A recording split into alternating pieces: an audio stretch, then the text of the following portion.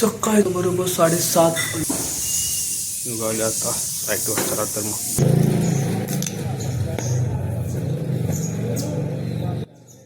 साईटवर जाताना जरा शूज घालणं कंपल्सरी करायला लागणार आहे, कारण ऊन धूळ त्यामुळे जरासं सेफ्टी वापरायलाच पाहिजे.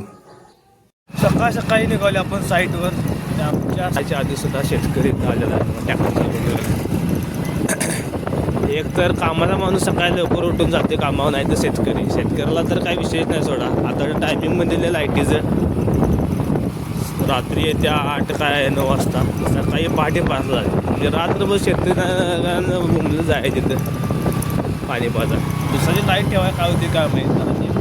तर आपण निघत होतो एका साईटवरून दुसऱ्या साईटवर घेऊन ग्रेनाइटचा पीस, तो बी कट केलेला. ग्रेनाइट आपली चौकटची फ्रेम होती बघा, लांब लचर, विषयच नाही.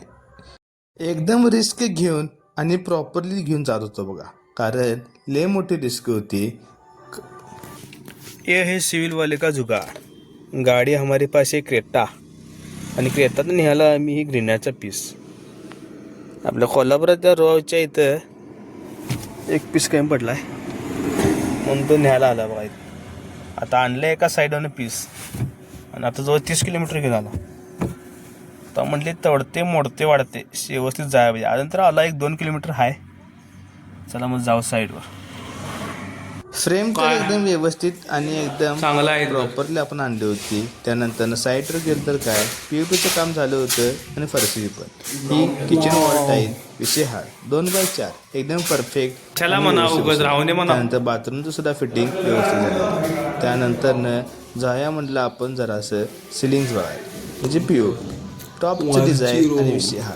आणि इकडे बघा कसा विषय आहे, जिना डायरेक्ट सेकंड फ्लोअरवर फर्स्ट फ्लोअर. जिना लय महत्वाचा आहे, तेवढ्याच जागेवर ॲडजस्ट करून जिना बसलेला एकदम टॉप. त्यानंतर समोर एलिव्हेशन बघायचं आहे. म्हणजे एलिव्हेशनला बघा अजून कलर वगैरे बाकी आहे, पण एकदा पूर्ण झालं एकदम टॉपचं दिसणार. हे आहे आपलं 4 BHK रो हाऊस. 1, 2, 3 नाही तर 4 BHK रो हाऊस आपण केलेला आहे. त्यानंतर जातानाच बघा आणि एक सिव्हिल इंजिनियर असणार जो गाडीतनं मटेरियल नेत होता. त्यानंतर आपण तर नाश्ता करूया म्हणजे मिसळ एकदम हार्ड झाली.